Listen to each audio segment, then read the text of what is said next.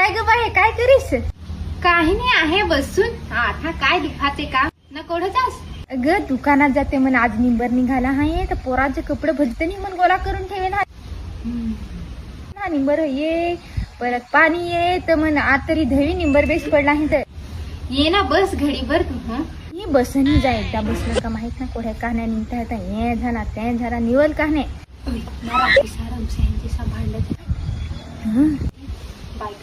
तुला मी रात्री या पाहिना कहाण्यावर पिसला तू तेच म्हणते का तुला पण माहित ये ना बस तू बस आहे तुला हो अगं ही बस एकदा बसला का माना तू उठाय नाही पाहावं.